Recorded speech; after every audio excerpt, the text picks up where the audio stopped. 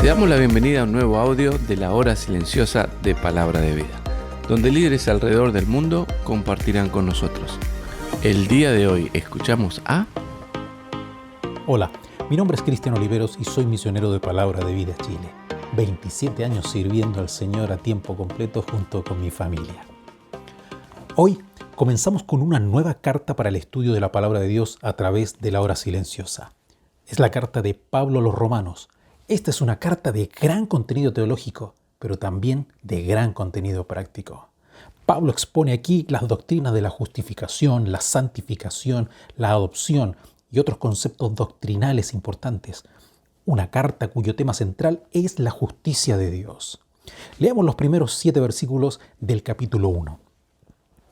Pablo, siervo de Jesucristo, llamado a ser apóstol, apartado para el Evangelio de Dios, que él había prometido antes por sus profetas en las Santas Escrituras, acerca de su Hijo, nuestro Señor Jesucristo, que era del linaje de David según la carne, que fue declarado Hijo de Dios con poder, según el Espíritu de Santidad, por la resurrección de entre los muertos, y por quien recibimos la gracia y el apostolado para la obediencia a la fe en todas las naciones, por amor de su nombre, entre las cuales estáis también vosotros, llamados a ser de Jesucristo. A todos los que estáis en Roma, amados de Dios, llamados a ser santos, gracia y paz a vosotros, de Dios nuestro Padre y del Señor Jesucristo. Las primeras palabras del apóstol nos dejan ver una radiografía de este gran hombre de Dios. En primer lugar, observamos que Pablo era un creyente convencido de su llamado y consagración. El verso 1 nos dice: Pablo, siervo de Jesucristo, llamado a ser apóstol, apartado para el Evangelio de Dios. ¡Qué seguridad! ¡Qué convicción! ¡Cuánta certeza de su posición y llamado! El autor de la carta, el apóstol Pablo, se presenta a sí mismo como siervo y apóstol. ¡Qué contraste! Siervo nos habla de aquel que es esclavo, que no tiene voluntad propia, sino que está al servicio de su Señor. Pablo sabe perfectamente que antes de ser apóstol es un siervo de Jesucristo. No es el único que se presenta de esta manera en las Escrituras. Otros se llamaban a sí mismos también siervos de Cristo. Pablo y Timoteo, siervos de Jesucristo, escribe el mismo en Filipenses capítulo 1. Santiago, siervo de Dios y del Señor Jesucristo, en su carta allí en el capítulo 1, verso 1. Simón, Pedro, siervo y apóstol de Jesucristo, en su segunda carta en el capítulo 1. Judas, siervo de Jesucristo, en el primer verso de su carta. La palabra que utiliza aquí es doulos, que es traducida en este y otros muchos lugares como siervo, pero también tiene una connotación y tal vez una mejor traducción como esclavo. Este siervo, este doulos, este esclavo nos habla del término más bajo en la escala de la servidumbre.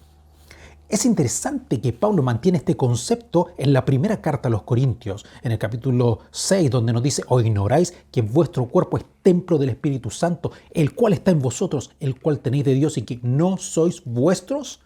Porque habéis sido comprados por precio. Glorificad pues a Dios en vuestro cuerpo y en vuestro espíritu, los cuales son de Dios. Pablo nos deja claro la condición de esclavo y amo que tenemos con nuestro Señor. Habéis sido comprados por precio. Pablo se consideraba un verdadero doulos, un esclavo de Jesucristo, como él se llamaba. Muchas veces hablamos de siervos más que de esclavos, porque la palabra esclavo es muy fuerte en nuestro tiempo y sociedad. Y está bien, porque somos siervos, servimos a Cristo, pero no olvidemos que somos doulos, esclavos. Fuimos redimidos, fuimos comprados en el mercado de esclavos para ser libres del pecado, para ser hijos, pero para ser posesión divina al mismo tiempo. Mis queridos, fuimos comprados, pertenecíamos a otro dueño. Tal vez podemos entender este concepto con las palabras de Pablo en Filipenses capítulo 2, versos 7 y 8, donde nos dice que el Señor Jesucristo se despojó a sí mismo, tomando forma de siervo, hecho semejante a los hombres, y estando en la condición de hombre, se humilló a sí mismo, haciéndose obediente hasta la muerte y muerte de cruz. La Nueva Traducción Viviente lo coloca de la siguiente manera: en cambio, renunció a sus privilegios divinos, adoptó la humilde posición de un esclavo y nació como un ser humano. ¡Qué tremendo! Cristo tomó la forma de Doulos, el Dios Todopoderoso, el Creador del universo, convirtiéndose en un esclavo. Él mismo dijo en Juan capítulo 5, no puedo yo hacer nada por mí mismo, según oigo, así juzgo, y mi juicio es justo, porque no busco mi voluntad, sino la voluntad del que me envió, la del Padre. Y luego en el capítulo 12 nos dice, porque yo no he hablado por mi propia cuenta. El Padre que me envió, Él me dio mandamiento de lo que he de decir y de lo que he de hablar. ¿Sabes lo que es esto? Es la voluntad rendida al Padre. Y de la misma manera, Pablo y otros grandes hombres y mujeres de Dios en la Escritura rindieron su vida a Cristo. La pregunta, mis queridos, es, ¿has rendido tu voluntad a Cristo el Señor? ¿Eres tú un siervo, un esclavo que desea hacer la voluntad de su Señor? Pablo tiene absoluta claridad de que ha sido llamado para ser apóstol y predicar el Evangelio. Pero no solamente es un convencido de su llamado y consagración, sino que además es un creyente conocedor de la palabra. Es un conocedor de las Escrituras del Antiguo Testamento. Recuerda que el Nuevo Testamento estaba recién comenzando a escribirse. Nos dice que las buenas nuevas del Evangelio habían sido anunciadas por los profetas, que esas mismas profecías tocante al Mesías prometido apuntaban y se cumplían en Jesucristo, quien era del linaje de David. Por lo tanto, tenía derecho legal para ser rey de Israel. Pero era además hijo de Dios, demostrado con poder a través de la resurrección, y por medio de ello recibimos la gracia de Dios y el ministerio que ha puesto en nuestras manos. Pablo era un conocedor de la palabra de Dios y su conocimiento le ayudaba para estar preparado, para hablar con autoridad acerca del verdadero Rey de Israel y el Hijo de Dios. Frente a esto, no nos queda más que preguntarnos, ¿cuánto es lo que nosotros conocemos de la palabra de Dios? ¿Cuánto tiempo invertimos no en leer solamente, sino en estudiar las Escrituras para estar preparado, para presentar defensa ante todo aquel que demande razón de la esperanza que hay en nosotros? ¿Estás preparado o preparada para compartir y defender tu fe en la escuela, en la universidad, en el trabajo, con tus amigos, con tus vecinos, con desconocidos, con aquellos que tienen argumentos en contra de la palabra de Dios? Mis queridos, necesitamos invertir más tiempo para conocer las Escrituras.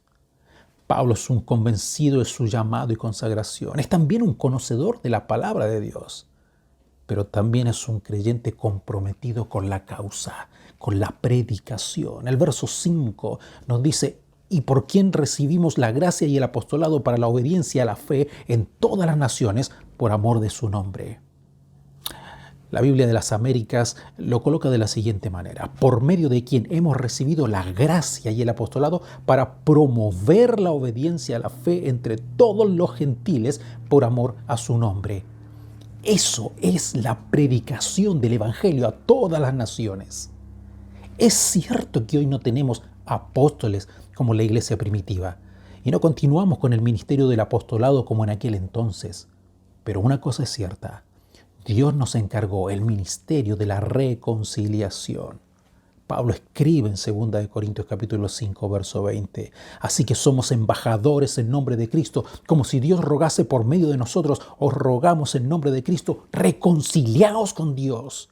Los creyentes de Roma eran fruto de esa predicación, llamados a ser de Jesucristo, amados de Dios y llamados a ser santos, puros, consagrados, apartados del pecado y consagrados para Dios. ¿Has entendido con claridad que tenemos la misión y el privilegio de la predicación a los perdidos, pero que tenemos además el privilegio de ser de Jesucristo, de ser llamados por Dios, amados por Dios, de ser santos, apartados para Él, con la responsabilidad que eso implica? Que el Señor nos ayude a entender su llamado, a estudiar su palabra y a exponer con claridad el Evangelio de Jesucristo. Que el Señor te bendiga. Gracias por escucharnos. Recuerda que este audio no reemplaza tu tiempo a solas con Dios. Te animamos a que escribas tus aplicaciones personales. Hasta mañana.